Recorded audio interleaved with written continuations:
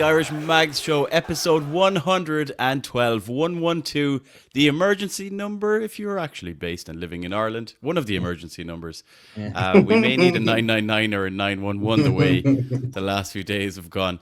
In fact, I think I nearly needed one in Galway at the weekend. But before we get to that, my name is Paul. I'll be your host for this week. And I'm joined, of course, by Alan and Crisho. Crisho's still up in the penthouse of St. James's Park, it seems, with that background going on.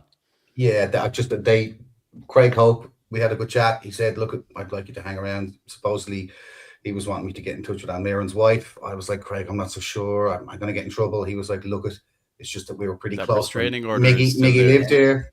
So Craig Hope was kind of thinking, look, if we look to get Miggy back in the summer, maybe you could get in touch with his wife first. And I was thinking, okay, fair enough. All right. So I'm going to stay here for a little bit more and work with Craig Hope.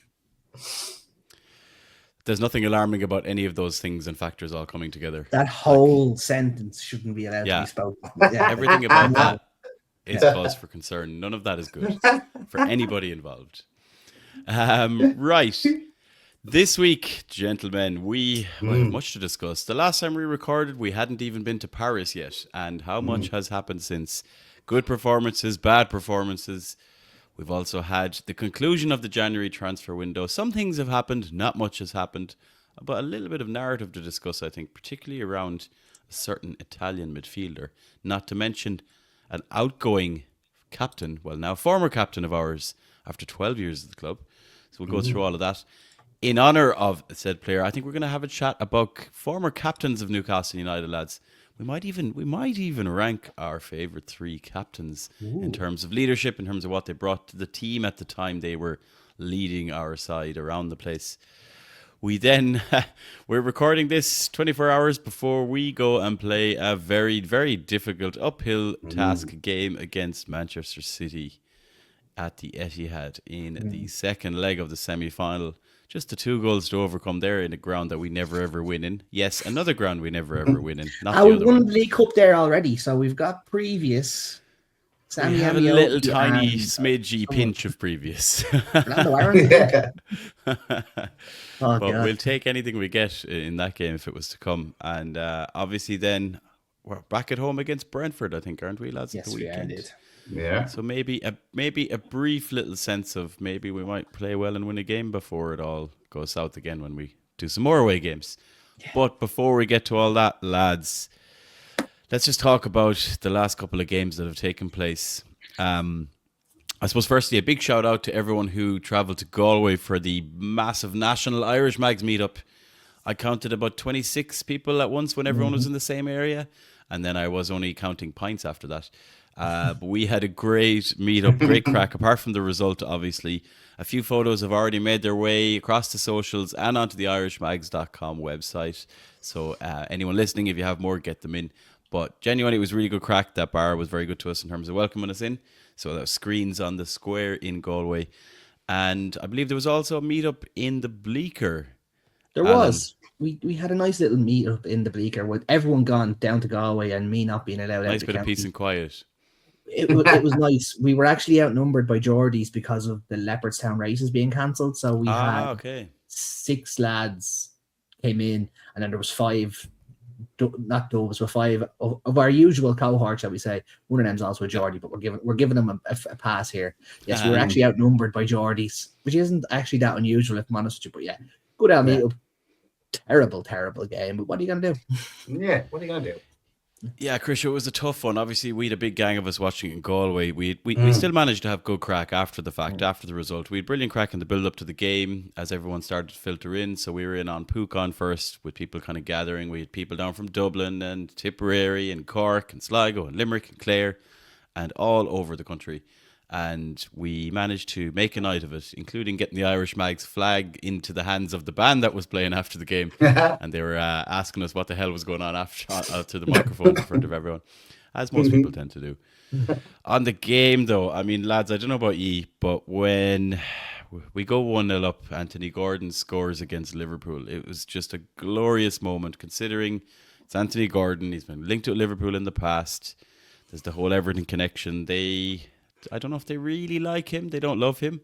But we do know they hate Joe Linton, and Joe Linton wasn't there, so they had to project their hate somewhere else. And at that moment, I thought, this is it. We're finally going to win in Anfield for the first time in the Premier League since 1994. How long did that feeling last?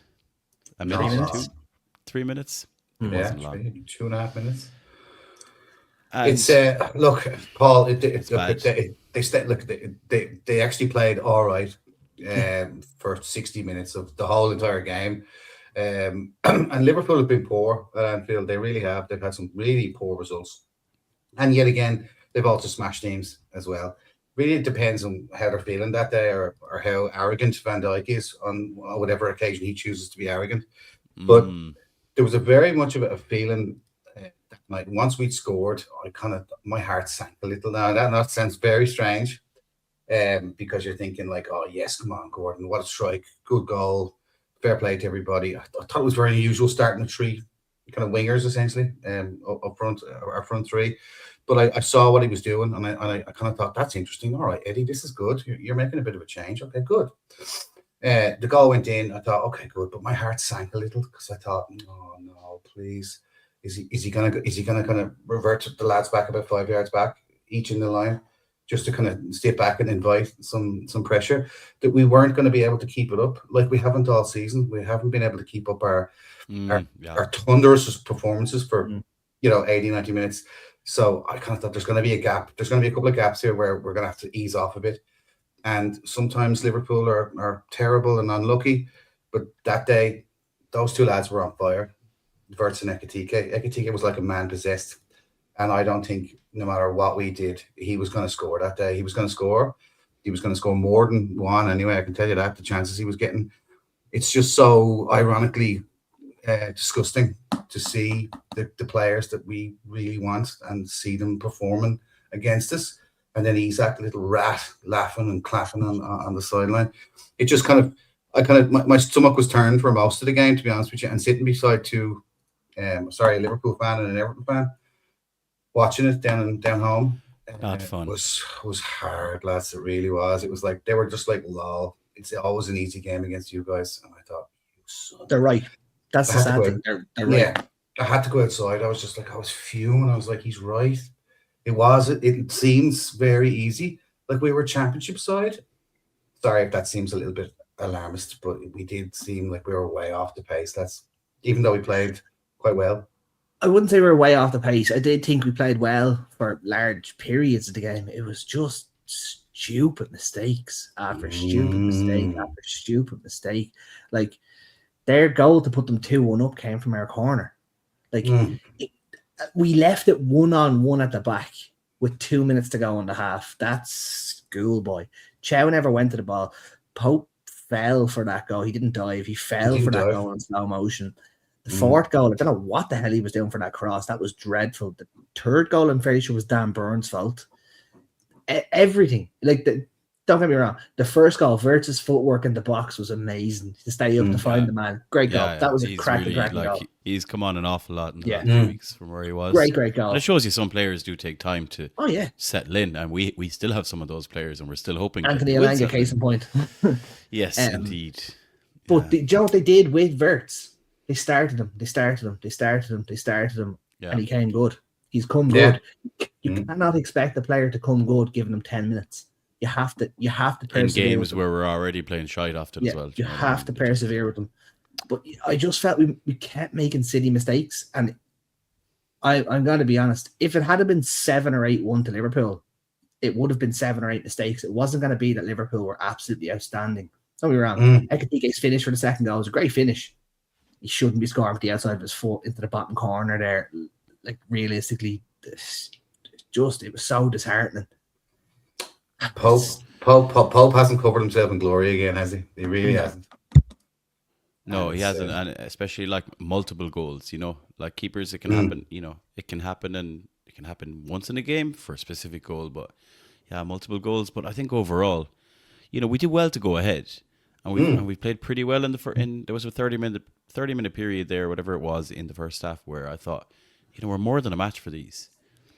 But it was almost like, and we've done this before where we've collapsed as soon as we scored, but it was even more than that. It was like we scored and couldn't believe we'd scored, or it was like we were shocked to be ahead. And you expected it was almost Liverpool to do it.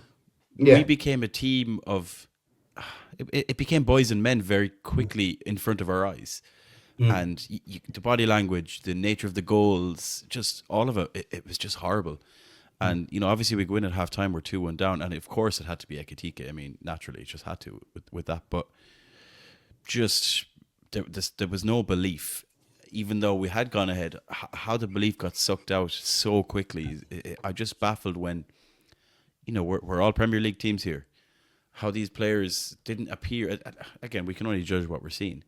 It just looked like none of them really played like or believed that they're as good as the team they're playing, and good enough to play against that team in their own stadium. That's very worrying. I just don't know how we've landed here. Which is, and granted, there was rotation and everything, but I just don't know how we've got there. And it's not a very good place to be at the moment. We'll come to what's gone on in the last day or two with the transfer window and everything, but it just doesn't seem to be a very progressive, kind of like forward-thinking place to be at the moment. It seems very doom and gloom. It seems very like I'm getting match fatigue, and all I'm doing is watching games and recording podcasts. Yes. It's almost like there's a fatigue of having to play these games. There's a fatigue of playing together. There's a fatigue of the struggle, rather than a team that's enjoying playing football together and achieving things and, embracing challenges and showing what they can do.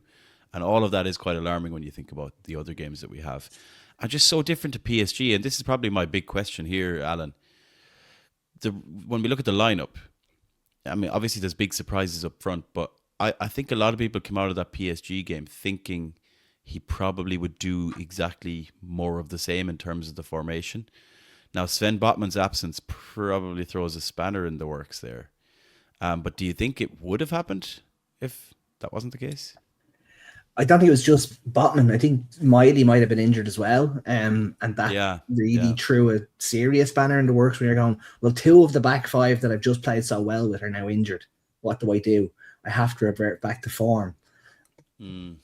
It's weird. We didn't play badly. If you look at the match, it's not a 4-1 game. It was just Liverpool were clinical and we absolutely weren't. I never want to say I want to play 5 at the back, because 5 at the back is a very defensive formation in my head. I love the 4-3-3 because it's attacking, you're going for the game. Sometimes needs must. And I did think we were going to stick it out with the 5 at the back, but I think it was forced upon how it wasn't a choice that if he had his way, he probably would have played the same 11. But I don't think we've played the same 11 in 2 games this season at all without a new injury cropping up. It's just crazy. Like, I know Bunce has come in to cut down on these injuries, and we've cut down on the little niggly injuries and the missing 2 and 3 games. Now we're getting injuries that are lasting 5 and 6 games. Like, Bruno was only meant to be out for 1 game and is now going to miss tomorrow as well. So that's going to be 3 games he's missed.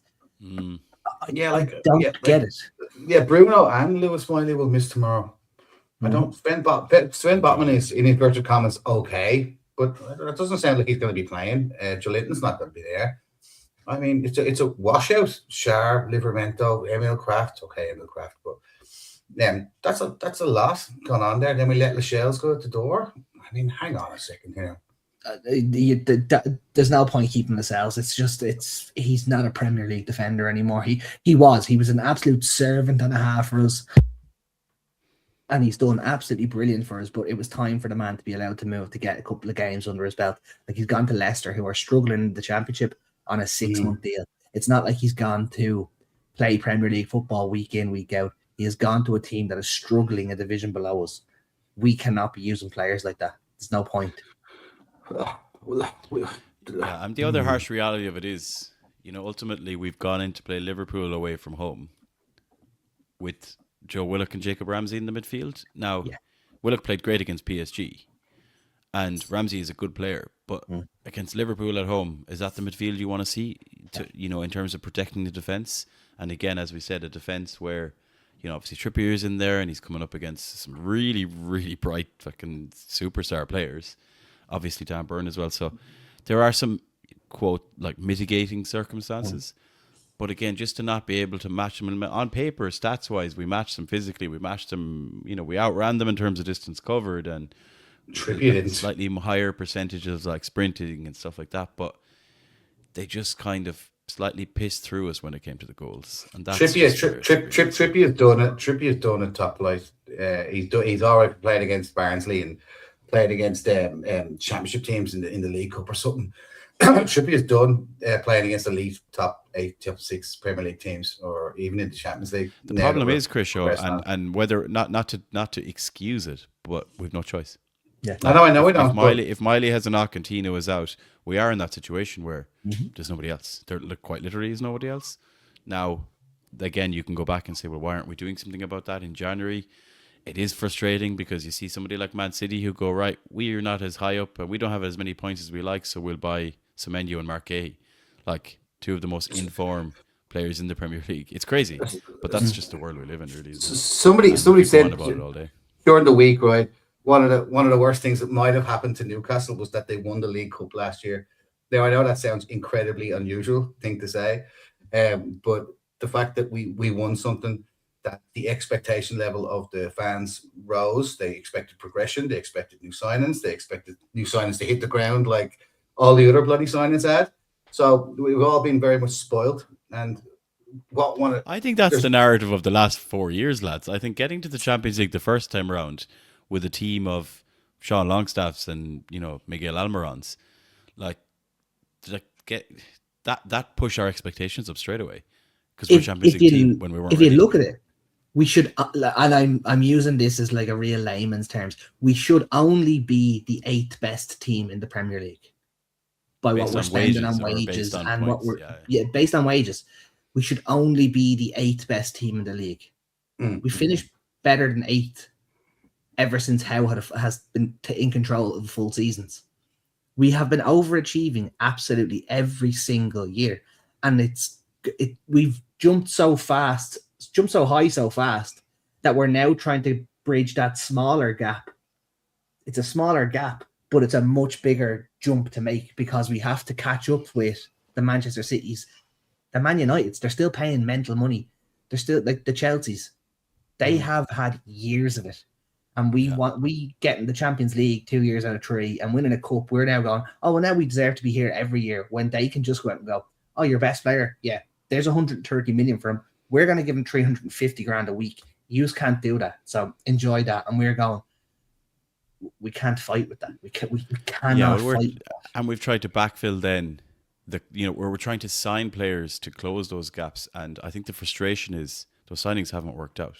Now, we can talk about why and we can talk about who and all that, but bottom line, other teams are playing better football than us and getting more points than us and ahead of us in the league. And I'm talking about, I don't know, Brentford. Yeah. Looking at like Sunderland. The majority of the players Sunderland signed in the summer have been really good signings, and the signings we've made have not. And I think that comes off the back of, Bruno, it's unbelievable signing. Isak was an unbelievable signing. Gordon has been a fantastic signing. Tonali. And now we're like not getting the most out of any of the signings we made while other teams are. And I think there's frustration there because we spent an awful lot of cash on players that aren't working out. When again, it's that old thing we used to talk about. Maybe we should have spent half the Elanga money on a decent right winger from the continent who just offered a lot more than Elanga is able to offer, because Elanga, his skill set is limited. He's very good at some things he does, but he doesn't really go beyond that. But I think we'll do a podcast probably about those transfers, maybe like a review over the next few weeks, because it's a bigger conversation, lads. It is disappointing though, especially coming off the back of that PSG result. Overall, I think none of us expected to beat Liverpool in Anfield. But once again, it's the nature of the defeat that's really disheartening after such a spirited result in Paris, Grisha. But we know all about it. I blame Mike Ashley. You can put that on record. I blame Mike Ashley's 12 or 11 years in charge. Everyone blames Mike Ashley. We could have caught up by now with the investment. We could have been in a position to catch up now, but we've been 12 years behind. But there's no youth players coming through. Couple that with the poor results. Couple that with the niggling injuries that seem to be kind of extending themselves and lasting a little bit longer. There's no stadium. There's no training ground improvements. There's no stadium announcements. And there's no signings in January. So for a very passionate and sometimes fickle, but very passionate fan base, that is a toxic place to be. And Eddie Howe I think if anyone saw his press conference today, when he scratched his nose like that, when he was getting questioned on certain things, you can see the man he's being pushed. He's a very polite and well-spoken man, but he's being pushed to a level now. I think we're gonna start to see little cracks because he's clearly understanding. I think he's desperately trying to do his best. Of course he is, but to change it around a little bit, he's been let down not only internally by the management and by some of the other appointments, and left to dry because he's the only one that speaks to the press really. But there's no doubt, and we've said it before, that certain players have desperately let him down. On that, he's the only one that speaks to the press. Supposedly at 7 p.m. tomorrow, we're going to get David Hopkinson speaking to TalkSport, which will be a very, very, very interesting. Yeah, it was said today on TalkSport that they're going to have him on tomorrow. And I listened back. I just hope they have somebody. Okay, let's put this politely. Intelligible. I hope they just don't have the majority of the people they do have on TalkSport interviewing David. I hope it's somebody. I think it's Jim White. I mean that's not bad. But what I hope they don't do is I hope they don't sugarcoat it. I want them to go, look, you said you had money. What the fuck happened? Like, we were told in December there's money there to be spent in January. Okay, from what I read and from what I've seen, what Eddie Howe saying is there was money there, but there wasn't money there to improve the squad, and there is no point going out and dropping £20 million on a player who does not improve the squad. And that's where the problem lies, because there are, I mean, like if you went out, if I spent 10 minutes, lads, I could count probably 7 £20 million players from last summer who have improved all the Premier League squads they're currently in. You know, that's where the struggle is, that we're not, we're not looking for that little bit of better value. And granted, you could sign 3 or 4 players and it might not work out, but look at the ones that have. We had to go and spend 55 million on Wissa. He was one of those. We tried to sign Mbuemo. He was one of those. Semenyo was one of those. And there's more of them even like throughout the Premier League now. And again, you're looking across at the Brentfords and your Brightons and you're like, again, I have to say Sunderland with this one because they have identified these players and we have not. So that's where for me it's frustrating that it seems to be there's no one out there that will improve the squad. Like, obviously. But we have the operation in place, though. We have the operation in place, don't we? We have scouts. We have sport every director. team has scouts. Do you know what I mean? But we have a structure in place, right? What work have they done since September to December, January that they don't have a couple of people lined up?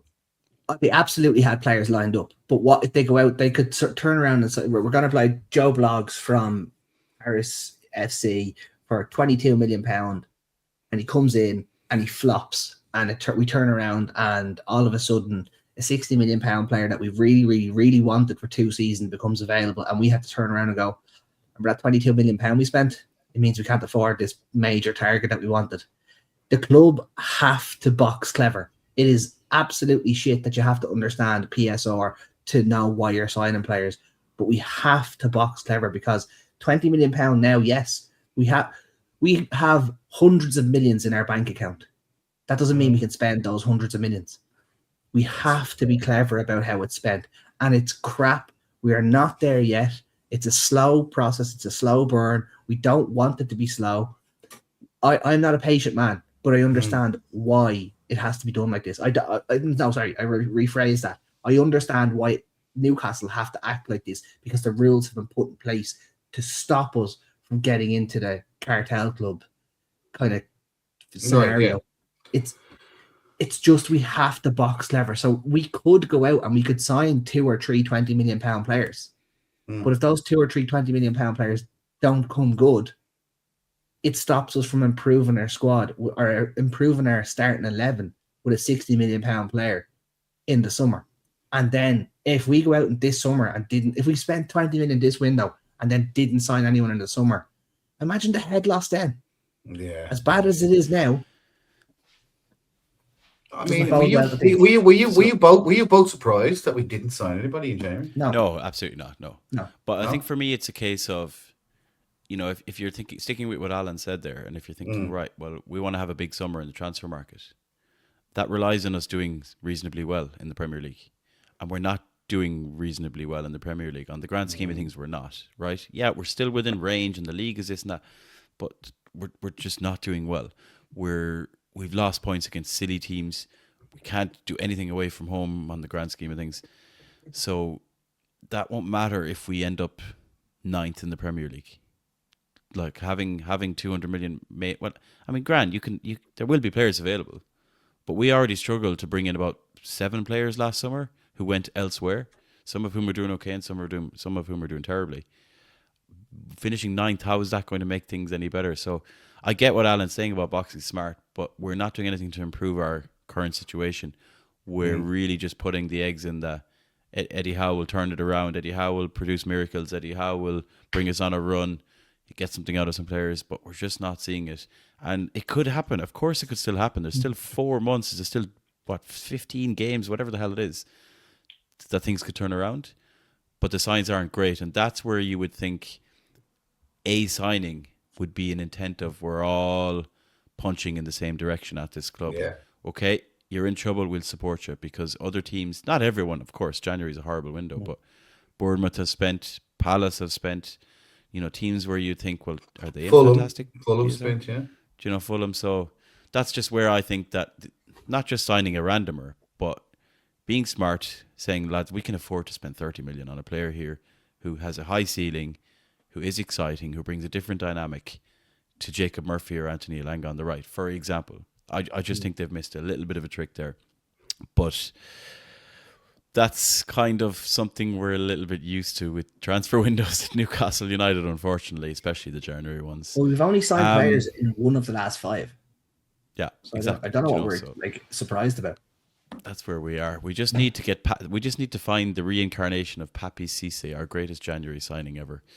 Right, we're going to take a short break, but we're going to stick with transfer talk because there was some vicious rumors circulating on transfer deadline day about one of our star players, and I think we need to roll up our sleeves and get into that.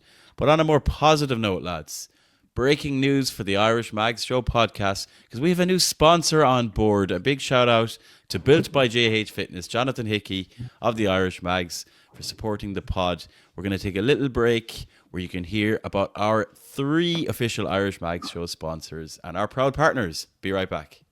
A huge thank you to our podcast sponsors of the Irish Mag Show. The Half Volley, providers of high-quality, customizable clothing and merchandise, catering for all sports teams, businesses, social clubs and events. FSH Training Limited, a team of expert frontline paramedics and firefighters delivering first aid, fire safety, manual handling and patient handling for all business environments. And JH Fitness, an Irish-based online coaching business specialising in sustainable fat loss, lifestyle change and long-term health for real-world men and women.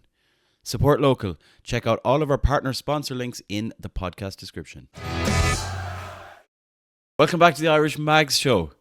Krisho, from your high horse, from your eagle's nest up in St. James's Park, where were your eyes and ears and contacts on the ground when for a brief moment we thought that Sandro Tonali might be moving to Arsenal on transfer deadline day?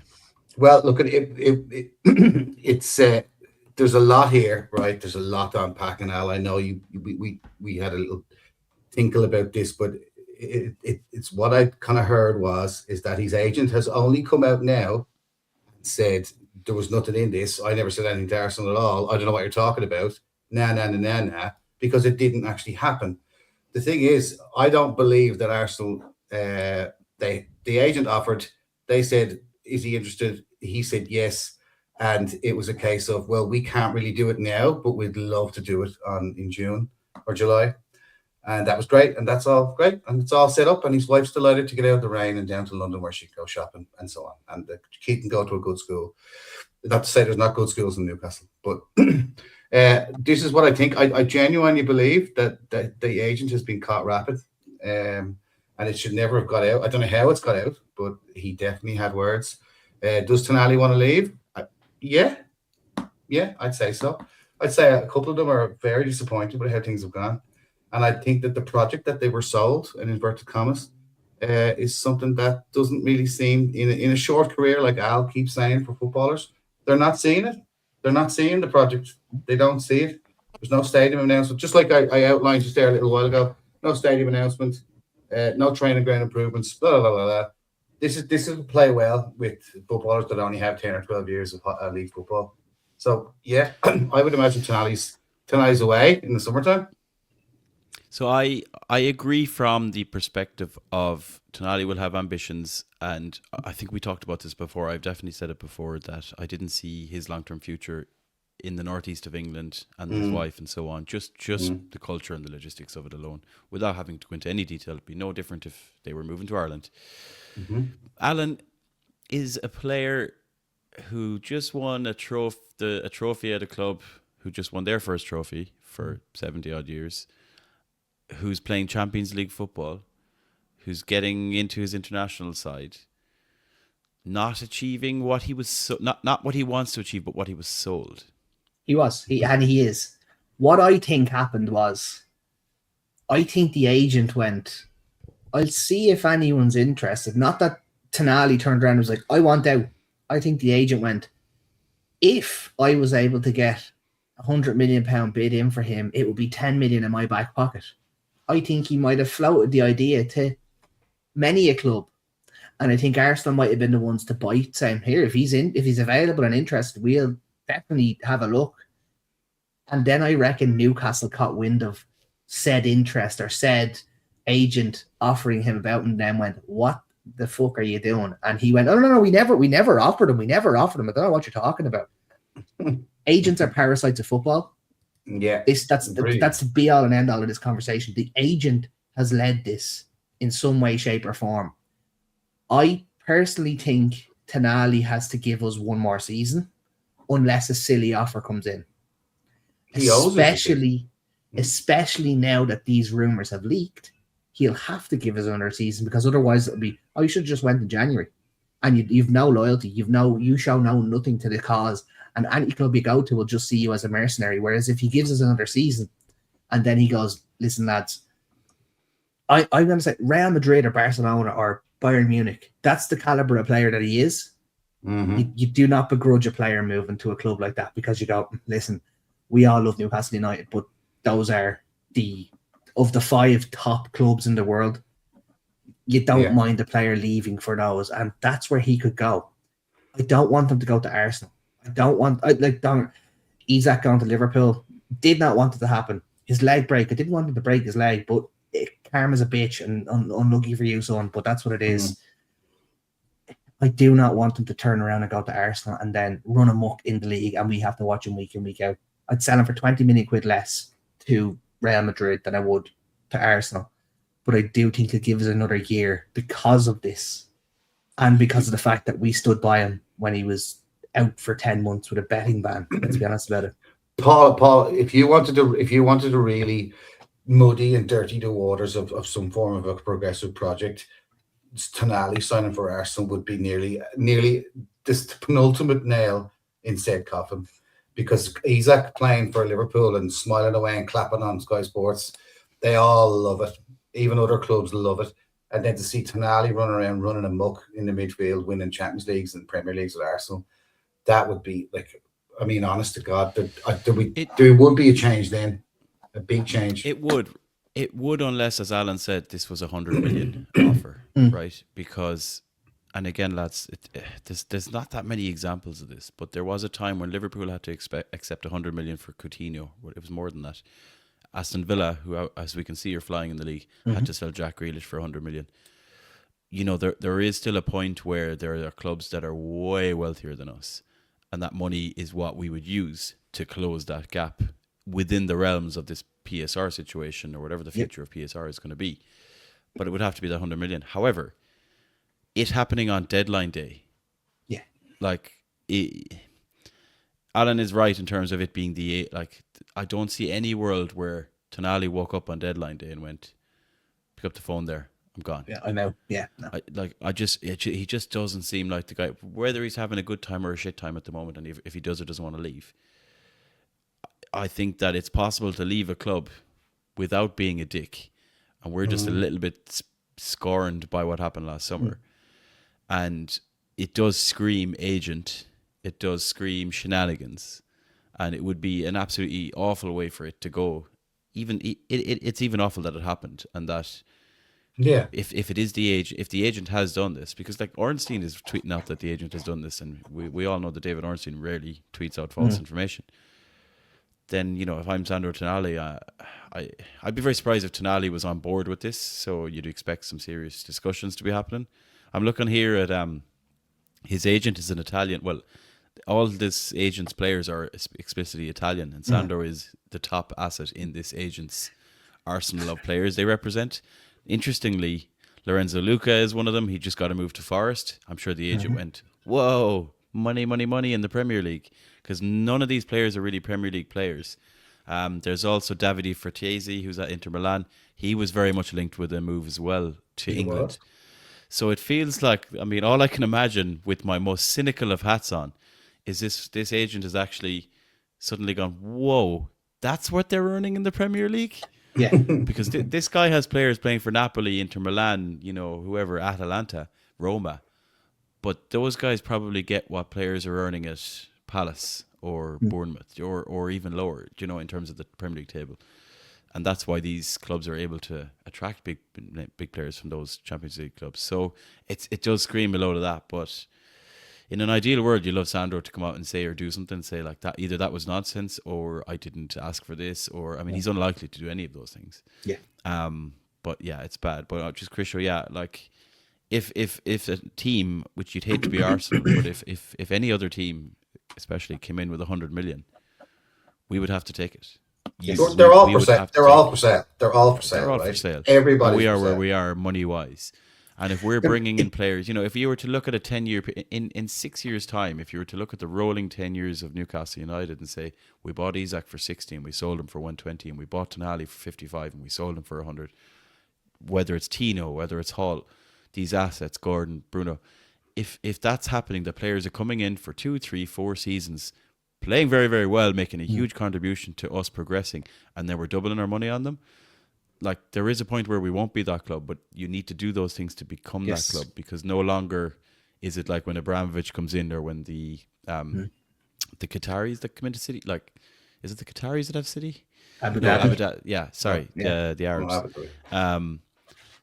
You know, those things don't happen anymore. So that's where you have to do it by another means. But in the meantime, sadly, how long have we been saying that we have to sell players better, though? Like, we've been saying it for 3-4 seasons. We have to sell better.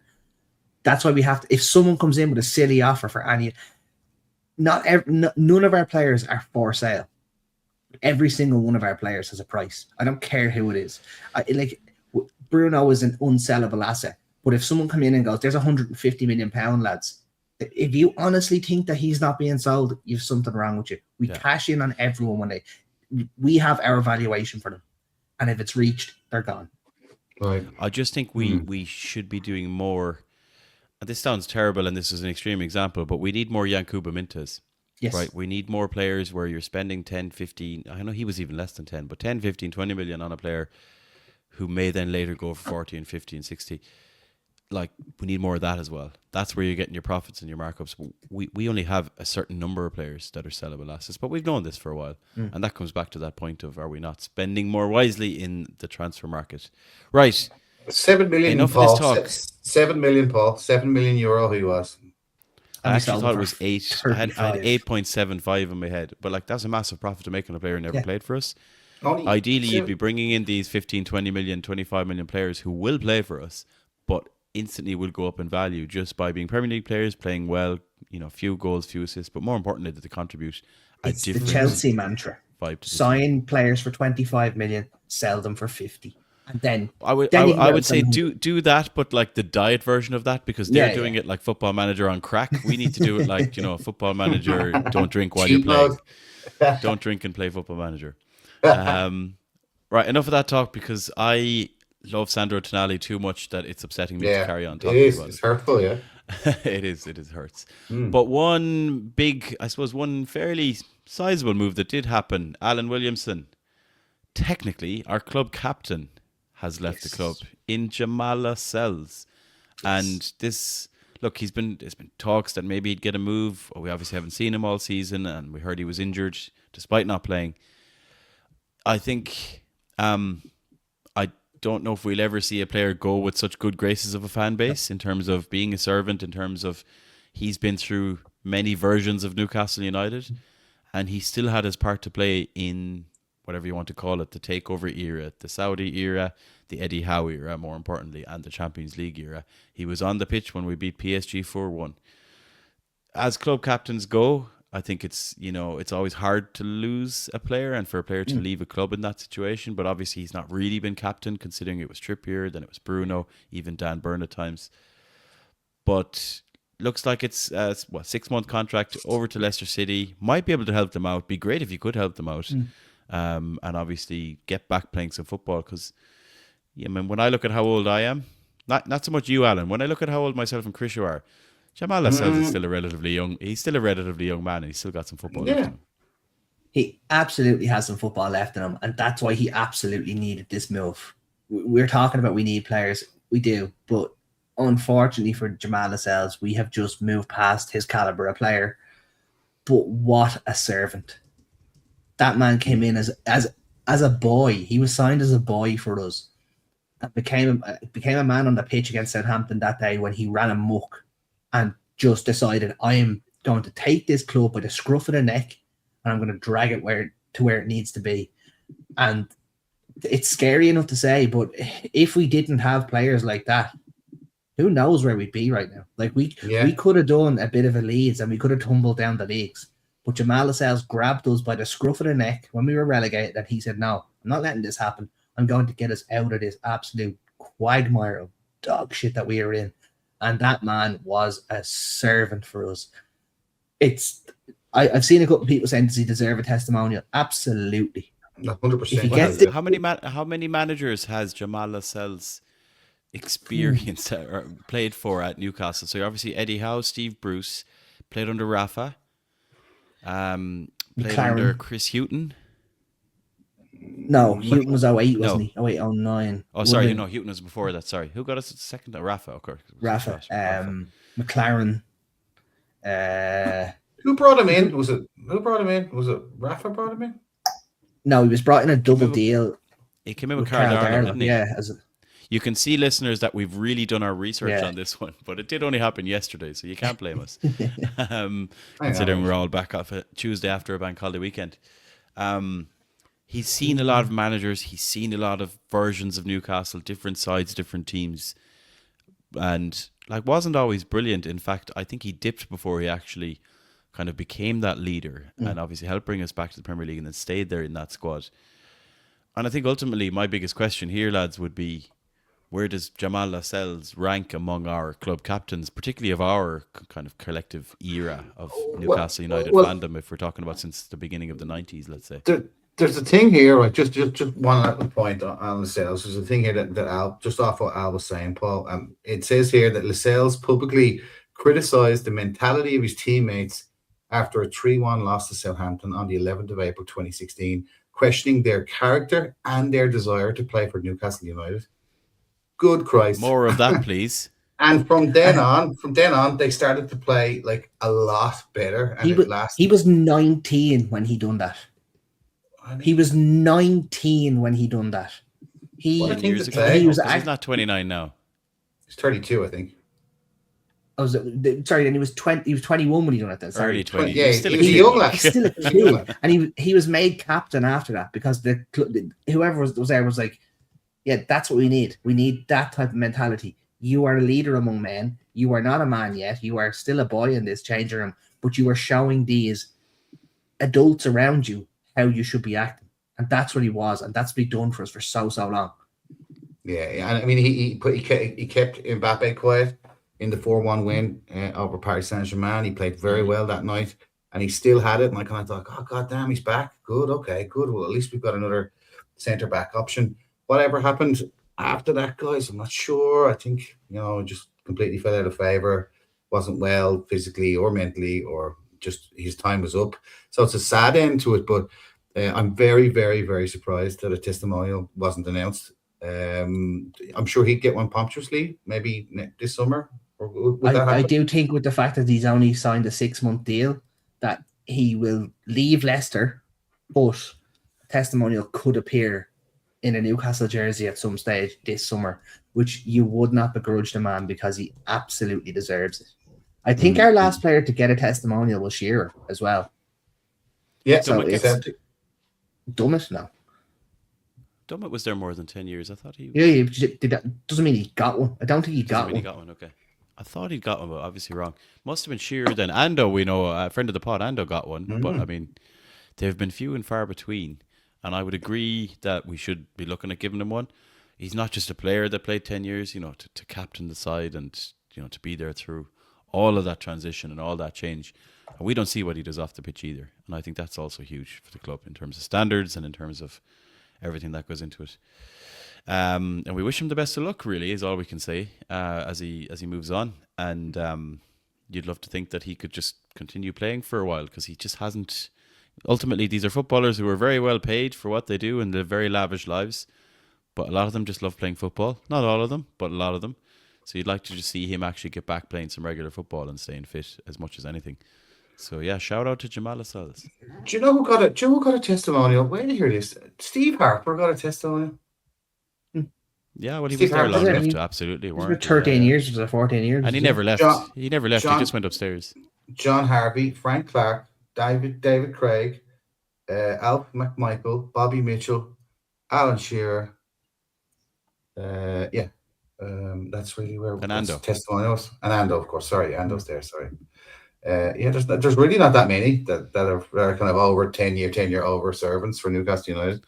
It just doesn't happen that often anymore either, lads. Really, when you think about it, just at the Premier League level, a lot of players don't hang around for 10 years. Even even English-based players, anyway. English nationality, yeah. So fair play and props to Jamal Lascelles. Right, okay. We turn our focus. Man City away. No. Man City away. The Etihad Stadium.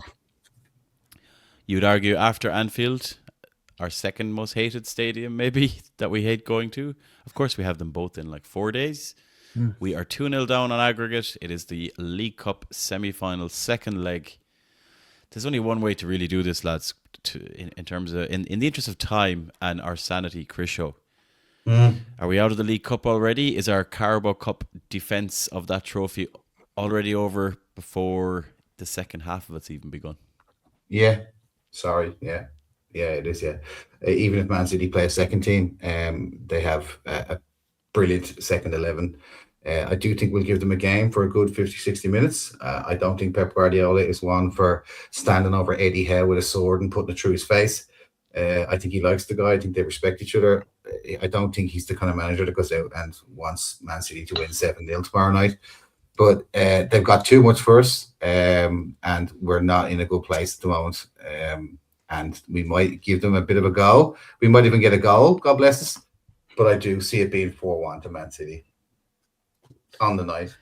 6-1. Jesus. Alan, what are your thoughts on? I'll give you my thoughts in a minute, but I'm not ready. Alan, what are your thoughts on this? Do you share the same level of inevitability that this is kind of? No, I'll go mad. I think we win on the night but lose the tie. I think we win 2-1 on the night. A goal.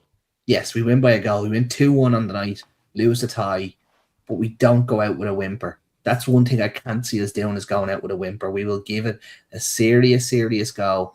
And Eddie Howe will turn around and be like, this is our fucking cup.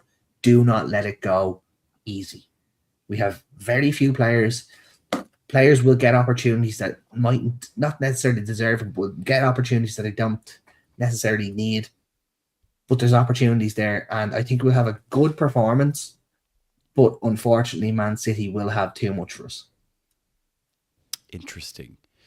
Yeah, I struggle with this one just because we're completely almost out of sorts, lack of confidence. Confidence for me is huge. I think we have a lot of players that have egos, or at least they need to go into games really thinking, God, we're class. And when things happen to them that make them think they're not class, I do have fears there. Add to that then, obviously, it's Man City. You know, when we played them in that first leg, the centre-backs were Kusanov and that young Max Alain kid who they recalled from Watford on a loan. Yes. We still didn't trouble them. We've got two strikers, neither of whom started against Liverpool, both arguably misfiring.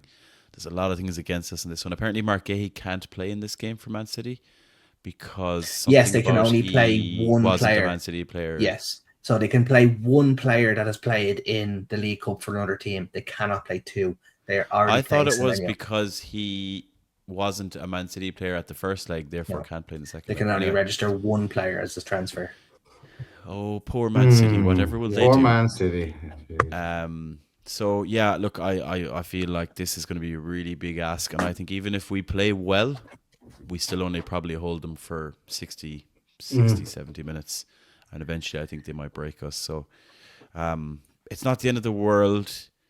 I think we need to bin off a competition, lads, because we clearly can't handle it physically, mentally, all of the above. So I think to get to the semi-final and go out against Man City, nobody's going to really hang their head in shame from that. No, but I do like the idea that we could cause a surprise. Like just over a year ago, lads, 7th of January 2025. Granted, it was the first leg of the League Cup semi-final, but we went down to London to the Emirates. We beat Arsenal comfortably 2-0. So nobody thought we were going to do that. And bearing in mind, it was a strong Arsenal team at the time. Not the Arsenal we know now, but a strong Arsenal side. So anything's possible, but it just doesn't feel like it. So we are where we are. Alan, is there a meet-up for this one in the Bleaker? There is indeed. There is a meet-up in the Bleaker for this one. So if you're in and around Dublin, around Dorset Street, come on in and watch us hockey Man City out of it because we're going to win 5-0. And if not, the pints are nice in the Bleaker. Yeah, that's the idea. As are the minerals, if you're that way inclined. Fair enough, absolutely. And just on meetups as well, we mentioned the Galway one at the start of the podcast. There are more meetups to come, particularly for Brentford and beyond. We're starting to get new locations popping up around the place and new bars, new counties, all of it. So keep your eyes peeled on the socials. Keep your eyes on the irishmags.com. And if you want to organise a meetup, get in contact with us. If you do want to set up your own one, we don't hold guns to anyone's head. Get yourself in touch with us and we'll do our best to organise as best as we can for you. And for your second meetup, you get a flag. That's always an incentive too. Wow. And a flag from Alan Williamson. Yes. Never got a Christmas gift like it. Okay, lads, as we approach the end of the show, would you like a little quiz? I have a little quiz of sorts for you. And it might bring us down a little bit of memory lane as well while we do it.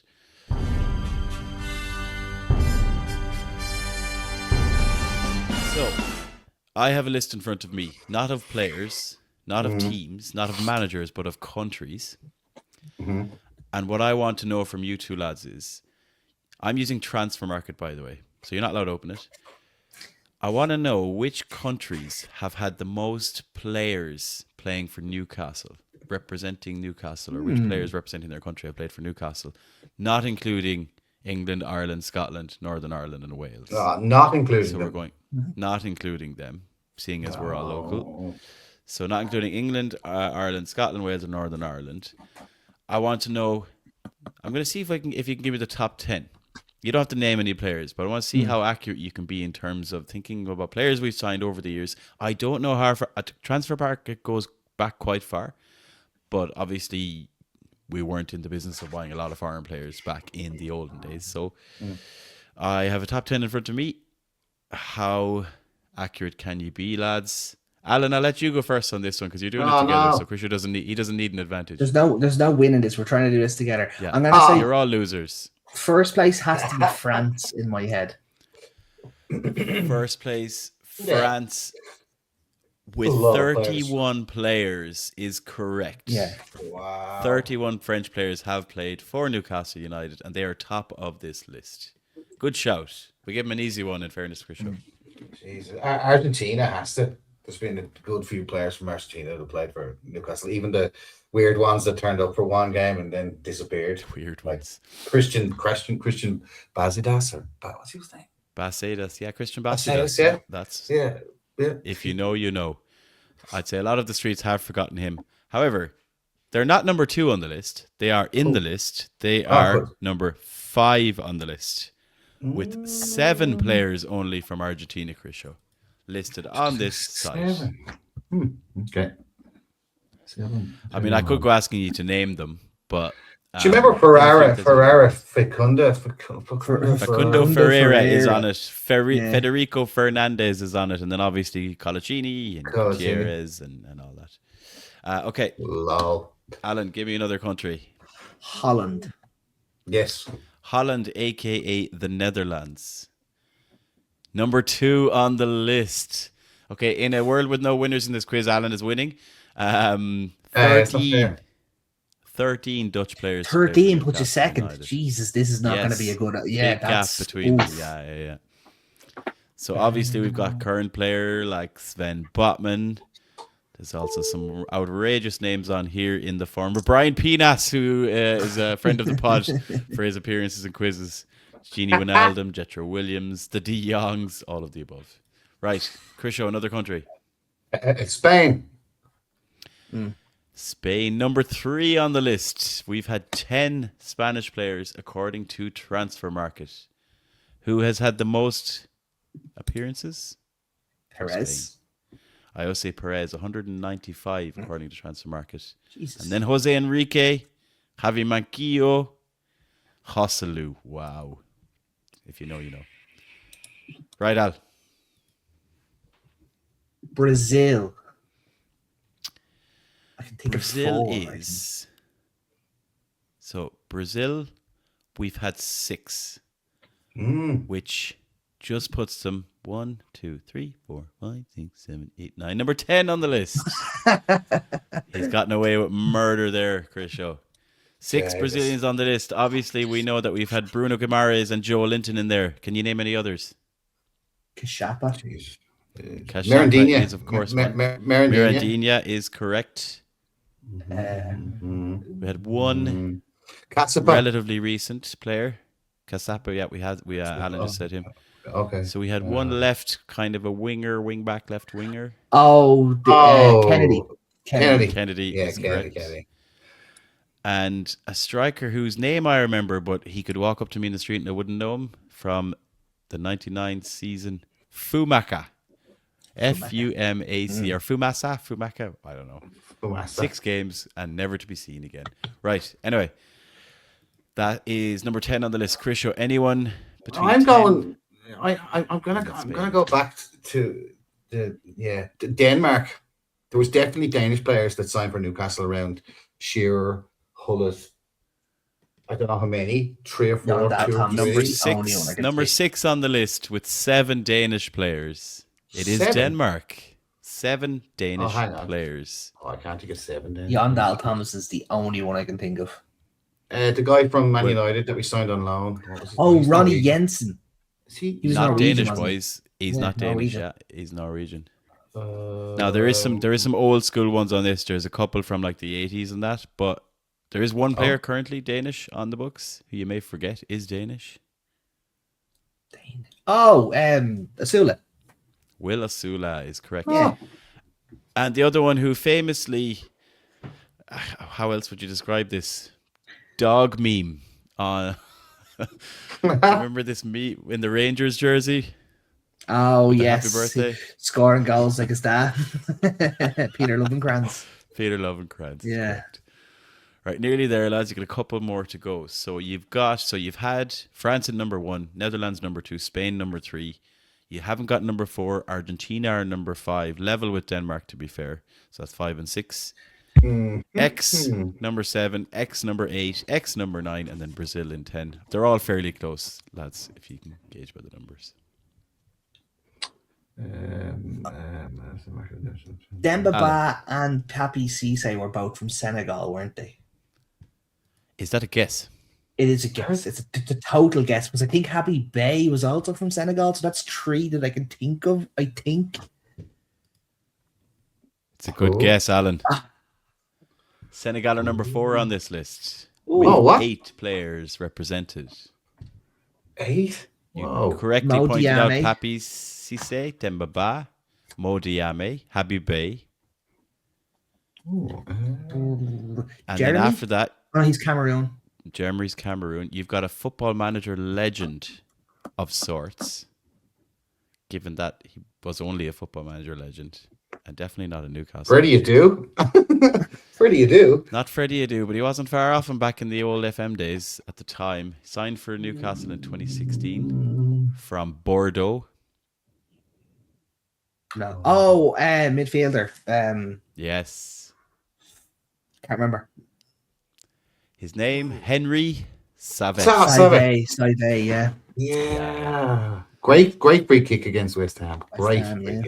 And that's all he ever did. And in addition to that, Abdoulaye Faye, Amdi Faye, the two Fays, and a guy called Lamine Diatta, who apparently played for us twice in 2008. Huh. Right. You've got a couple more countries left who had 6 or 7 players each. I'm gonna say Australia because Mark Viduka is from Australia, and I can probably think of, we probably signed a goalkeeper that was from Australia for sub-keeper or something, but I don't really have. So the good news is that Australia is correct, and good. they're in after Senegal on this list, joint with Argentina and Denmark, because we've had 7 Australians play for us. Bad news for you, because none of them were goalkeepers, and your logic is completely wrong. But we'll let you in on a technicality. Yes. Names on this list: Mark Viduka. That's what I had. Yeah, Viduka. Woohoo. Anyone else? Good.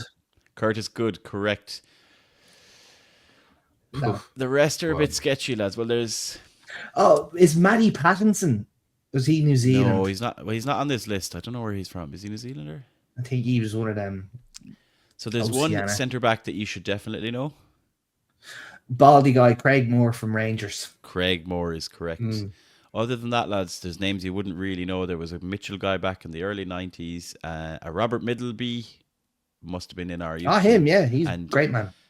James Troisi, whose name I remember. Yes, he was a youth international. Yeah, he was meant to be the next big thing and was cat, unfortunately. Oh, wow. That rings a bell, doesn't it? Oh, wow. Yeah, next it does. big thing. It's rubbish. Right, you've got 2 more countries, lads, who both had 6 representatives each. Level with Brazil. Santon, Tonali, Pistone. Oh, Italy has to be Italy. Italy has to be on it. We have to have had a couple of other mad Italians. I can't remember who they are. Is that a guess? Yes. Considering you don't lose anything for guessing, but you haven't got one wrong yet, lads. So, Tonali is correct. Santon is correct. Pistone is correct. Yeah. You would also be correct if you added Giuseppe Rossi to that list. Is he not American? If you added Fabio Zamblera to the list. Yeah. Oh, and if you added, and I'd forgotten about this chap, Antonio Barreca on loan from Monaco and played 1 match for Newcastle United. But it is correct. Italy is level with Brazil there, currently sitting in 8th. Well, I've got it. I've got it. The Germans. It has to be Germany. Give us some names. Voltemada, Hamann. 2 already. Just 3. Hamann. Hang on. Let me see. You were so sure until you weren't. Well, no, 3 is pretty good. Surely 3 is like, I don't know how many Brazil have. Countries that we've had 3 players from. Are you ready? Nigeria, Jamaica, Greece, Chile, Cameroon, Algeria, United States, Switzerland. United States, Canada, Mexico, Panama.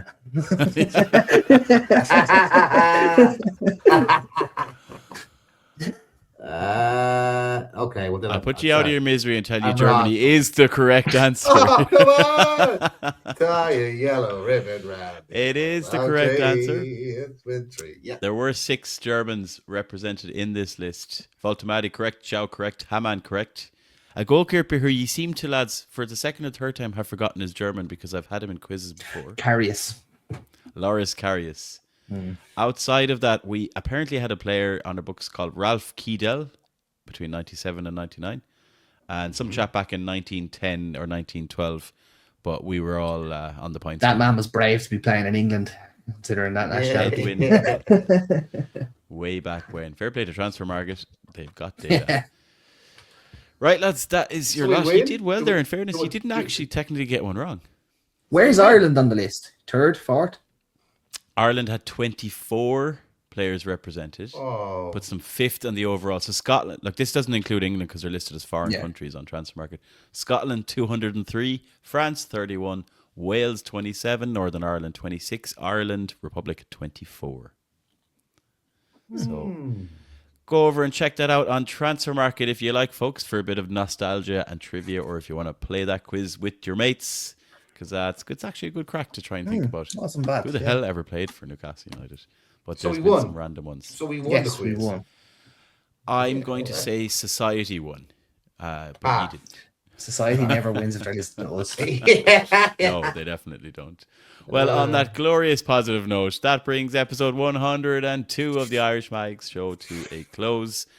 As usual, check out all our socials below. Check out the links in the description for our partner sponsors, including our newest sponsor that we added to the books. And check out theirishmags.com. All the photos you can find from meetups, from traveling, as well as all the latest updates on upcoming meetups and everything else you need to know about the Irish Mags. And also, the order window is open, Alan Williamson. If anybody wants sugar. to Yes, I was meant to plug that. Yes. If you would like to get any of our new MFC gear, which I'm not wearing at the minute because I'm not. I was like, am I wearing the track bottoms? I'm not. The order window is open until this day next week, and I have to say the gear is fantastic. It's all currently out on the line, drying out there because I was wearing it all weekend. It's not drying tonight. It's not drying tonight. I tell you, it's lashing. Not in that weather. Listen, is there pajamas knocking about?